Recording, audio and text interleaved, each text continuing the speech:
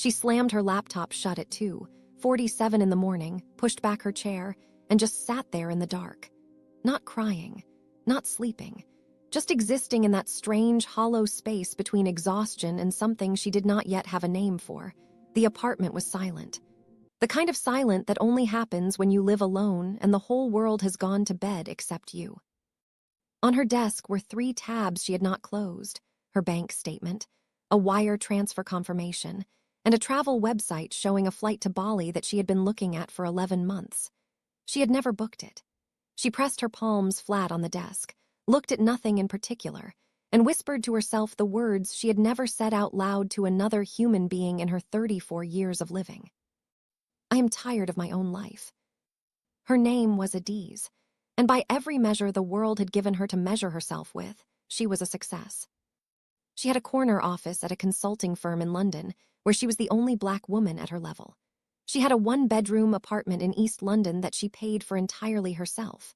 She had a pension, a portfolio, a savings account, and a wardrobe that said she had arrived. Her LinkedIn profile had been viewed over 200 times in the last month alone. Her mother called her our pride every time she spoke to relatives back in Enugu. Her colleagues called her brilliant. Her performance, reviews used words like exceptional and invaluable and high potential. But at 2:47 in the morning, alone in the dark, Adaeze knew the truth that none of those words touched. She was running on empty, had been for years, and nobody, not one single person in her entire life, had ever thought to ask if she was okay. It started the way it always starts in families like hers, quietly, gradually, with love. She was 22 when she got her first real job, a graduate scheme at the consulting firm, decent pay for someone fresh out of university, nothing extraordinary. She was living in a shared house with 4 other girls, eating pasta 4 nights a week, figuring out adult life one mistake at a time. She called her mother on a Sunday to share the good news. Her mother screamed with joy. She could hear her father's voice in the background thanking God. It was one of the best phone calls of her life. 3 weeks later, her mother called again. Her voice was softer this time, more careful. Ada, you know your brother Chukwumeka has not been able to register for this semester. The fees are due, and your father's business has been slow. Adaeze said nothing for a moment. Then she said, "How much?" It was £800. She sent it that Friday. She told herself it was a one-time thing. It was never a one-time thing. By the time she was 25, she had paid Chukwumeka's university fees for 2 full years, settled her parents' rent arrears twice, sent money for her cousin Chisholm's secondary school registration, contributed to her Auntie Ngozi's shop repairs after a flood, and quietly funded her younger sister Amara's WAEC registration fees. None of it was ever discussed directly. It arrived in her life the same way every time. A phone call, a soft voice, a problem that only she could solve. And because she loved them, because she had been raised to understand that family is everything and that your success belongs to all of you, she solved it every single time. She never said no, not once, not even when she wanted to. At 27, she got promoted. A significant jump, a title change, a salary increase that made her dizzy when she first saw the new figure in her contract. She celebrated alone. She went to a nice restaurant by herself, ordered a glass of wine she did not finish, and sat looking out the window at the city. She did not tell her family the exact amount. She had learned by then to be careful with numbers around people who loved her. But somehow, the way it always happens, the word got out. Perhaps it was something she said. Perhaps her mother sensed it. Perhaps one of her cousins who followed her on Instagram noticed the restaurant she posted. Within 2 weeks, the volume of calls increased. Not calls to congratulate her, calls with problems. Her mother called to say her father needed a knee operation and the NHS waiting list was too long. "Ada, we are thinking maybe private. It is not too expensive. Let me send you the quote." The quote was £4,200. Her Auntie Ngozi called to say her son Tobena was trying to travel to the UK and needed help with his visa fees and upkeep funds to show in his bank account. "Just temporarily, Ada. He will pay you back once he lands and settles." He never paid her back. She never asked. That was not how her family operated. Her brother Chukwumeka, now graduated and back in Nigeria struggling to find work, called to ask if she could help him set up a small importing business. He had a plan. He had a partner. He just needed startup capital. Not much, Ada, just 2,000 to begin. Once it starts moving, I will refund you double. She sent the 2,000. The business lasted 4 months. He never mentioned it again, and neither did she. By the time she was 29, Adaeze had a spreadsheet. Not a budget. A spreadsheet specifically tracking what she had sent home and to family members since her first paycheck. She made it one sleepless night not out of resentment, but out of a desperate need to understand why. Despite earning more than she had ever imagined at 22, she still felt financially suffocated. When she totaled the column, she had to read the number 3 times before her brain accepted it. 67,420 pounds. In 7 years. She closed the spreadsheet and did not open it again for 8 months. Some truths are too large to sit with immediately. She was 30 years old when she sat across from her colleague Priya at a work lunch, and Priya mentioned, casually, that she had just come back from 2 weeks in Portugal. Just herself. A solo trip. Priya described it the way people describe something deeply ordinary, with no particular reverence, as though taking time for yourself was simply a thing a person did. Adaeze nodded and smiled, and said it sounded wonderful. On the inside, something shifted uncomfortably. A memory she could not quite locate. The ghost of a version of herself who used to have desires that had nothing to do with other people's survival. That evening she went home and stood in her bathroom looking at herself in the mirror for a long time. Not checking her appearance, just looking, trying to find something she recognized that was not the responsible one, not the provider, not the eldest daughter who made it. Just a woman, just herself. She stared for so long that her own face started to look strange to her, the way a word does if you say it too many times.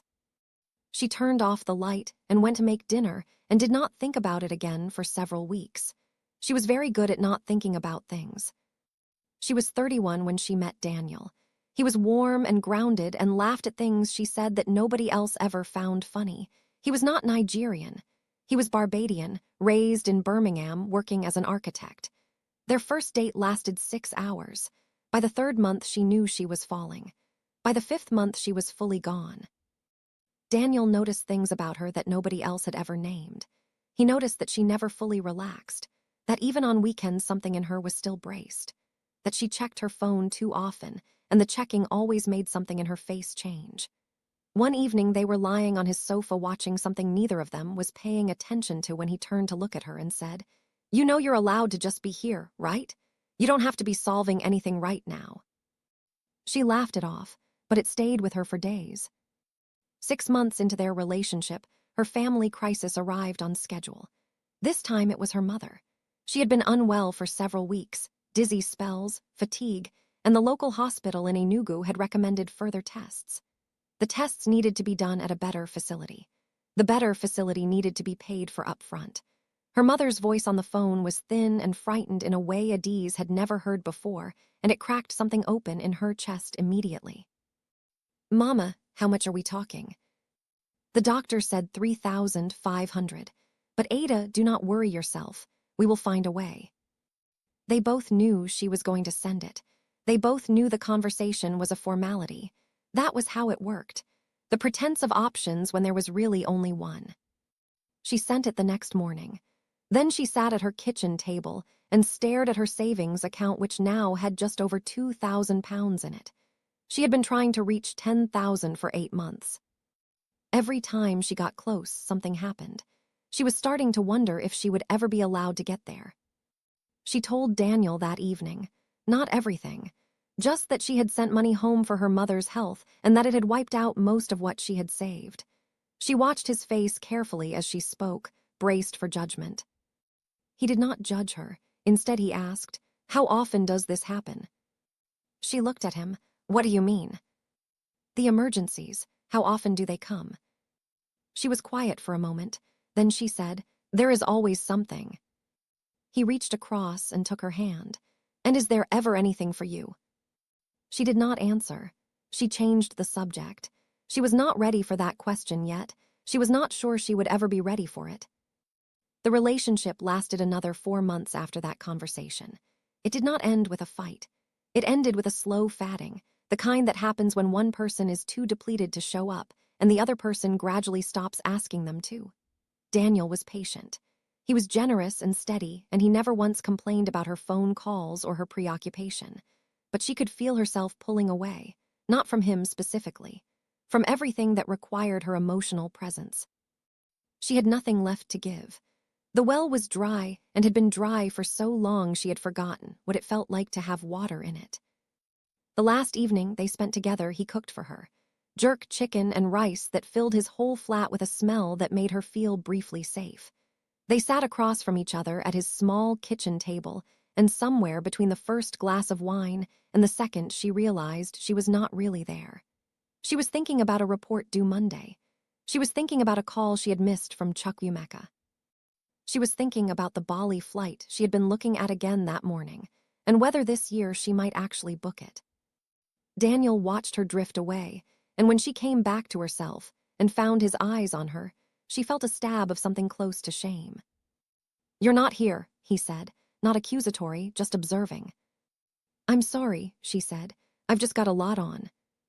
"You always have a lot on, Ada." She nodded. "I know." He set down his fork.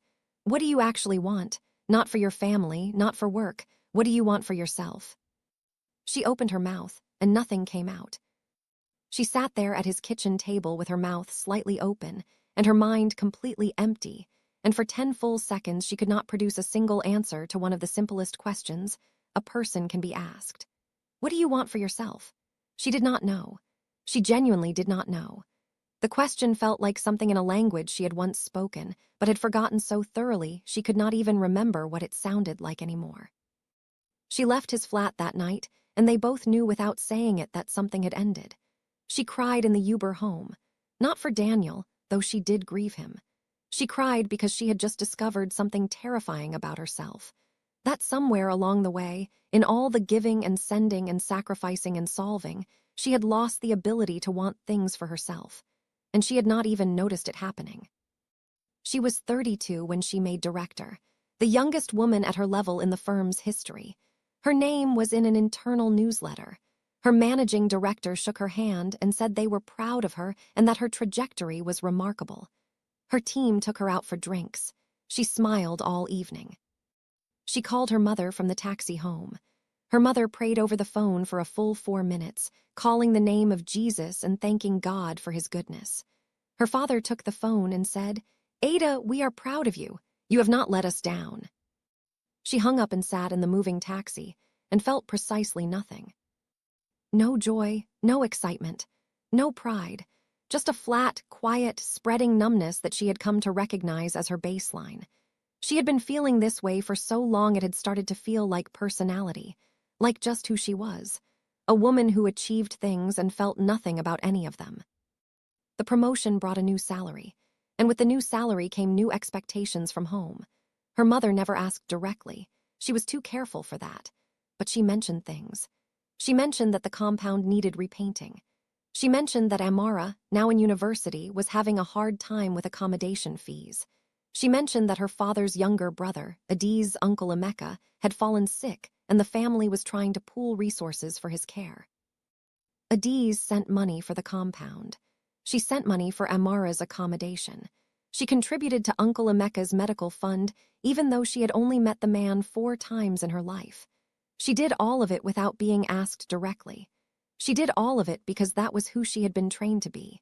The one who solves things. The one God blessed with the capacity to carry everyone else.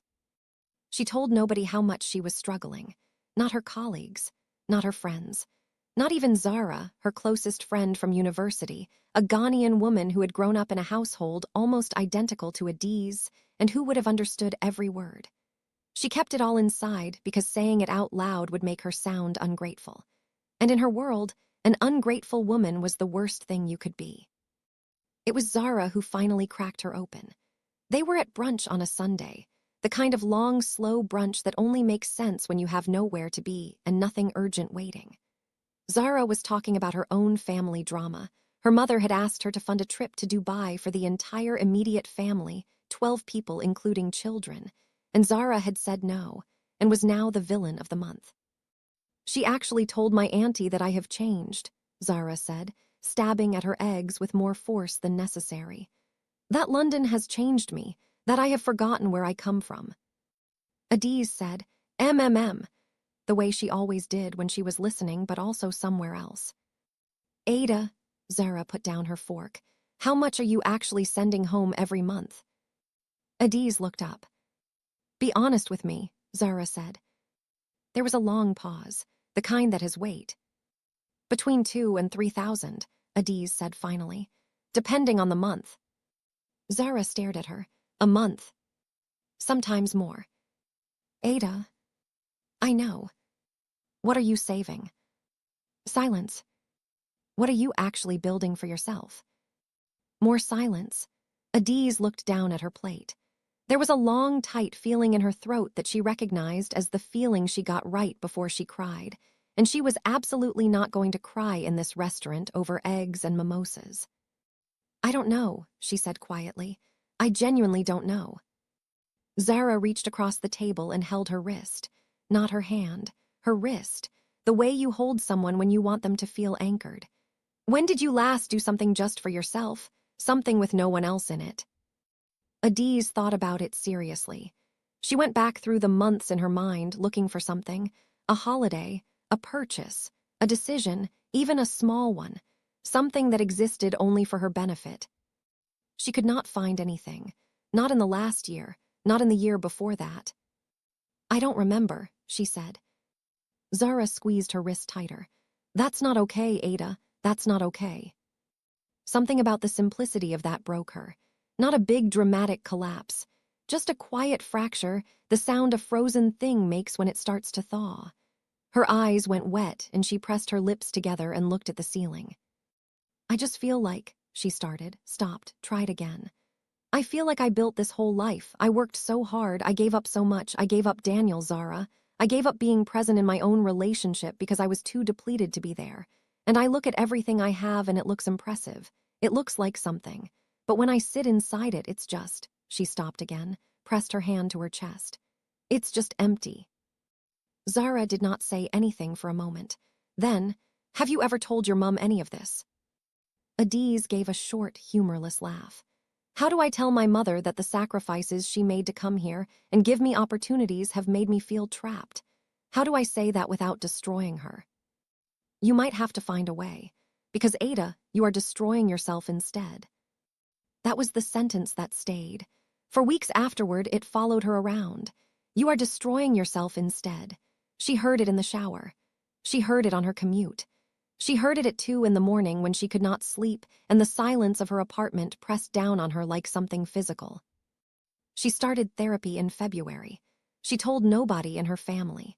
She booked a Wednesday lunchtime slot with a therapist named Dr. Okonkwo, a Nigerian-British woman who understood the cultural landscape without needing a map. On the first session, Adaeze sat in the chair and said, I don't even know why I'm here. I'm fine. Everything is fine. Dr. Okonkwo said, tell me about your week. Adaeze talked for 50 minutes without stopping. The breakthrough did not come quickly. It never does.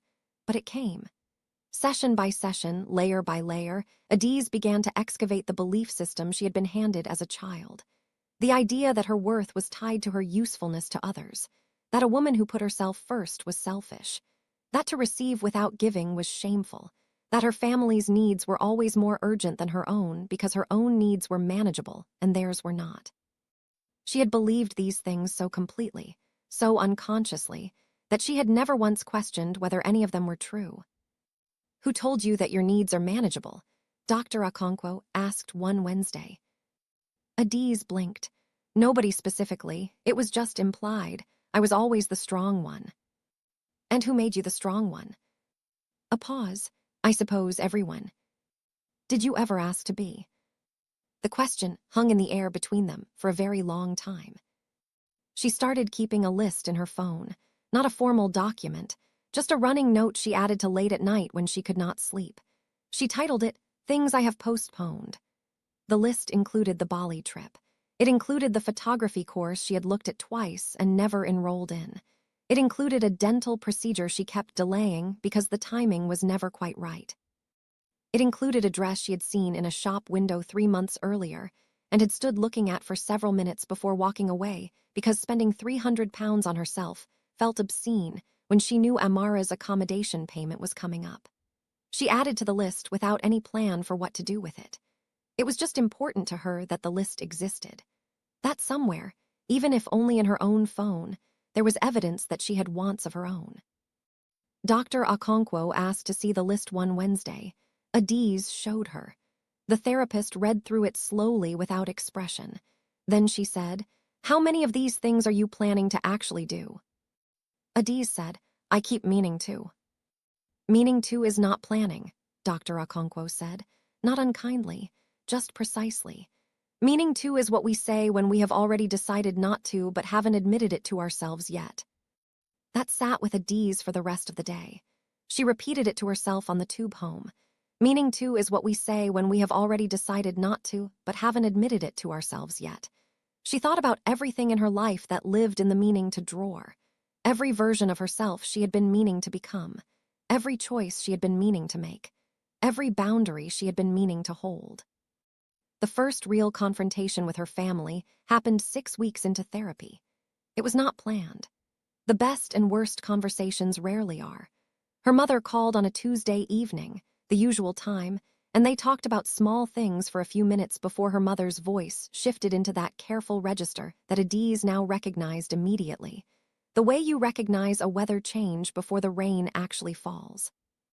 "Ada, you know your brother has been having a very hard time.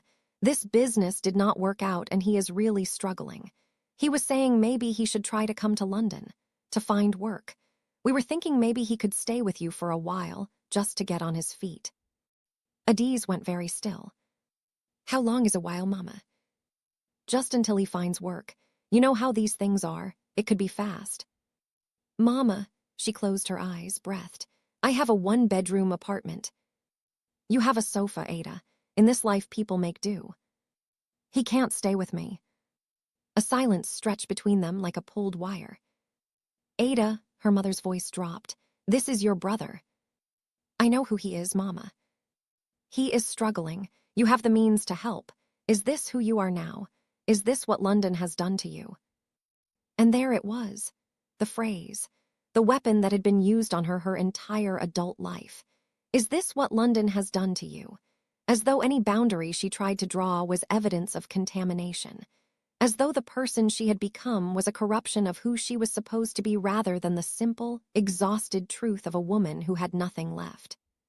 For the first time in her adult life, Adaeze did not apologize. She did not soften. She did not immediately look for a compromise that would make everyone comfortable. She said, "Mama, I am not able to have Chukwumeka stay with me. My apartment is too small and I need my space. But I can help him find a room to rent for the first 2 months while he looks for work. That's what I can do." More silence, cold and loaded. "I will tell him," her mother said. Her voice was clipped in a way that meant she was hurt and wanted Adaeze to feel it. Adaeze felt it. She felt it all night. She lay in bed staring at the ceiling with her stomach churning, rehearsing the conversation, wondering if she had been too hard, too cold, wondering if she was the monster they were starting to quietly imply she was. The guilt was enormous. It sat on her chest like a stone. But underneath the guilt, very faint, very new, there was something else. Something she had to press close to herself to feel. Something quiet and fragile and precious. Relief. She had said no, and the world had not ended. Her mother was hurt, but she was not destroyed. Chukwumeka would find a way, as he always eventually did. And she, Adaeze, had protected something small and necessary about herself for the first time she could remember. She called Zara the next morning. "I said no." Zara screamed so loudly Adaeze had to pull the phone from her ear. But the family fallout was real, and it lasted longer than she expected. Her mother's calls became shorter and more formal. Her auntie Ngozi sent a voice note that began with, "I hear you have become too big for your family," and ended with a prayer that God would humble her. Her brother Chukwumeka did not call at all for 3 weeks, and when he finally did, his voice was careful and distant in a way that told her their mother had been talking to him. Even her sister Amara, gentle, sweet Amara, who Adaeze had always been closest to, sent a text that said only, "Mama is really hurt, Ada. You should call her." Adaeze read the text sitting in her office at lunch and felt the familiar spiral beginning. The voice that said she was wrong, that she was selfish, that a good African daughter did not do what she was doing, that her success was borrowed from her family's sacrifice and to withhold from them was theft. She took out her notebook. Dr. Okonkwo had asked her to write things down when the spiral started. She wrote, "What do I actually know to be true right now?" She wrote for 15 minutes. When she stopped, she read it back. She knew that she loved her family completely. She knew that she had given them, over the last 12 years, more than £60,000 of her income. She knew that she had not had a real holiday in 4 years. She knew that she had ended a relationship with a good man partly because she was too emptied out to be present in it. She knew that she had spent 11 months looking at a flight to Bali that she had never booked. She knew that she had a spreadsheet she could barely look at. She knew that she was 34 years old and could not name a single thing in her current life that existed purely for her own joy. She closed the notebook and sat for a while. Then she opened her laptop and booked the flight to Bali. It was not a grand gesture. It was 10 days, a modest hotel, a flight that used almost all of her annual leave. She booked it with her hands slightly trembling, waiting for the panic to arrive, waiting for the part of her brain that always found a reason not to. But she clicked confirm before that part could speak, and then she sat very quietly and let herself feel the thing that came after. It felt like breathing after holding your breath for a very long time. She did not tell her family she was going. She told Zara. She told her colleague Priya, who had been quietly worried about her for months. She told Dr. Okonkwo on Wednesday and watched the woman's face do something that was not quite a smile but close to it. "How do you feel?" Dr. Okonkwo asked. "Terrified," Adaeze said, "and something else I don't have a word for yet." "That something else is important. Stay with it." The days leading up to her departure were harder than she expected, not because of logistics, because of the silence from her family, which had now stretched to almost a month. Her mother still called, but the calls were shorter. The warmth was rationed. And Adaeze discovered something painful about herself during that period. That she had been so conditioned to her family's approval as the measure of her own okayness that their withdrawal, even when she knew logically she had done nothing wrong, made her feel as though she were dissolving. She almost canceled the trip. She is not ashamed to admit that.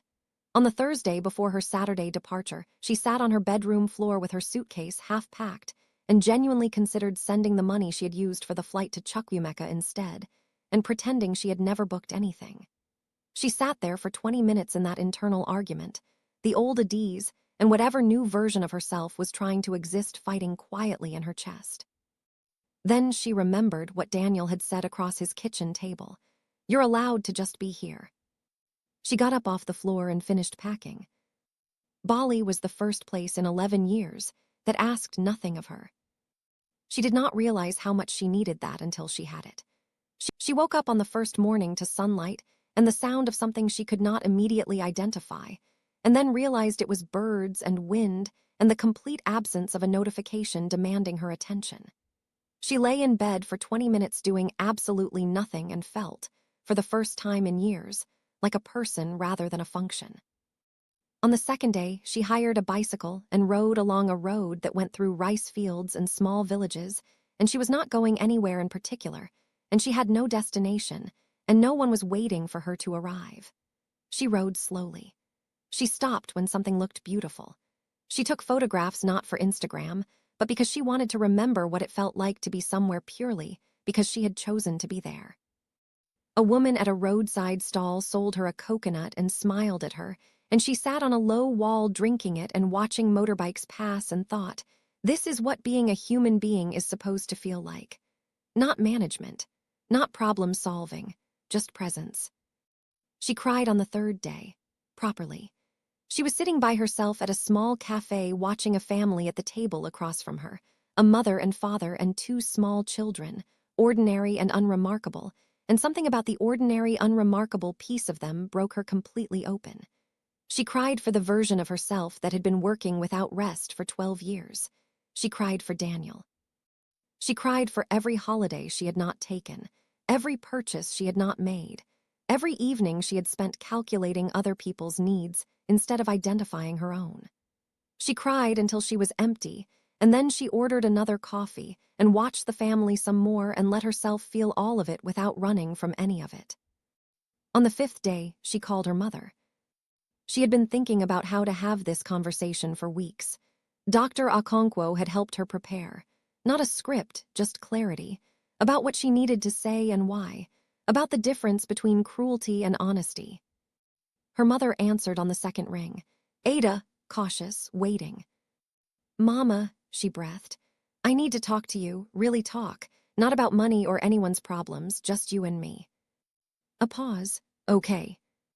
I love you. I need you to know that before I say anything else. Everything I have done, everything I have sent, every sacrifice I have made, it came from love.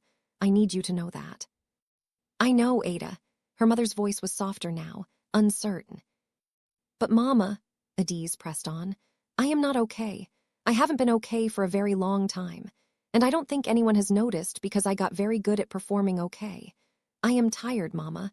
I am so tired that I forgot what I wanted. I forgot who I am outside of what I can do for everyone else. I lost a relationship I really cared about because I was too depleted to be in it. I am in therapy. I booked this trip by myself, and I am sitting in Bali right now because I have not had a holiday in 4 years. Complete silence on the line. I am not angry at you, Adaeze continued. I am not blaming you or Daddy. I know you sacrificed enormous things for me and I know you love me, but somewhere along the way I became the family's solution to everything. And I let it happen because I thought that was what love meant. I thought if I said no, I was being ungrateful. I thought my needs could wait because everyone else's seemed more urgent. And Mama, I have a spreadsheet. Her voice cracked slightly. She steadied it. I have a spreadsheet of what I have sent home over 12 years. And the number on that spreadsheet is the reason I have no savings, no property, no safety net. While I was busy making sure everyone else was okay, I forgot to make sure I was. She heard her mother exhale, slowly, a long, complicated exhale that carried something in it. Ada, her mother's voice when it came was unsteady in a way she had never heard before. I did not know. I know you didn't, Mama, because I never told you. I always said I was fine. I always made it seem easy. That was my mistake, too. You should have told me. Maybe, but I was scared. I was scared of disappointing you, of being seen as ungrateful after everything you gave up. Another long silence. Then her mother said something that Adaeze had not been prepared for, something that broke the last wall down completely. Your father and I, her mother said slowly, we did not sacrifice for you to carry us. We sacrificed for you to fly. If we have become the thing holding your wings down, then we have failed. And I am sorry, Ada. I am deeply sorry. Adaeze pressed her hand over her mouth. The tears came fast and hot, and she let them. Mama, she could barely speak. Enjoy your trip, her mother said. Her voice was thick. Enjoy every day of it, and when you come back we will talk, properly, you and me and your father, and we will figure out a way that is not breaking you. She sat with the phone pressed to her ear long after the call ended, listening to the birds and the wind and the sound of the sea somewhere close. She sat there and allowed herself to feel something she had not felt in so long she had forgotten its texture. Hope. The conversation with her father happened the week she returned. It was harder in some ways because her father was a proud man, and pride makes certain conversations feel like accusation even when they are not. But she sat across from him on a video call, just the two of them, and she spoke carefully and honestly, and she watched his face move through several emotions she could not entirely name. At the end, he was quiet for a while. Then he said, I raised you to be strong. I did not raise you to suffer alone. Those are not the same thing. And she knew, from the weight with which he said it, that he meant it. Her brother Chukwumeka was harder. He did not immediately understand. He pushed back. He said she was exaggerating, that it was not that much money, that family helps family, and that is not something you should have to be thanked for. She almost backed down. She felt the old familiar pull toward harmony, towards smoothing it over, towards saying, you know what, forget it, forget I said anything. Instead she said, Emeka, I am not asking you to thank me, I am asking you to see me, to understand that there was a cost, and that the cost was real. He was quiet for a while. Then, I didn't know you felt that way. I know, nobody did, because I never said. A long pause, then, I'm sorry, Ada. It was not a perfect apology. It was clumsy and incomplete, and she could tell he was still processing. But it was real, and real mattered more than perfect. The changes did not happen overnight. Families are not restructured in a single conversation. Old dynamics have roots that go deep, and you do not pull them up all at once. There were setbacks. There were months when the old patterns crept back in, and she caught herself saying yes when her whole body was saying no. There were moments of guilt, so sharp they felt physical. There were times her mother slipped back into old habits and Adaeze had to gently, firmly, hold the new line. The changes did not happen overnight. Families are not restructured in a single conversation. Old dynamics have roots that go deep, and you do not pull them up all at once. There were setbacks. There were months when the old patterns crept back in, and she caught herself saying yes when her whole body was saying no. There were moments of guilt, so sharp they felt physical. There were times her mother slipped back into old habits, and Adaeze had to gently, firmly, hold the new line. One evening, her auntie Ngozi called. The same auntie Ngozi who had sent the voice note calling her too big for her family. She called as though none of that had happened, as though the voice note had been erased by time, and launched directly into a request that her son Tobena, now back in Nigeria after his UK visit, needed help accessing some funds for a new venture. She explained it quickly and confidently, the way you explain something to someone you are certain will say yes. Adaeze let her finish.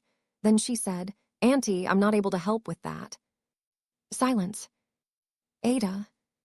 I'm not able to, Auntie. I'm sorry. You're sorry, her aunt's voice climbed. This is your family, your cousin, you are sorry.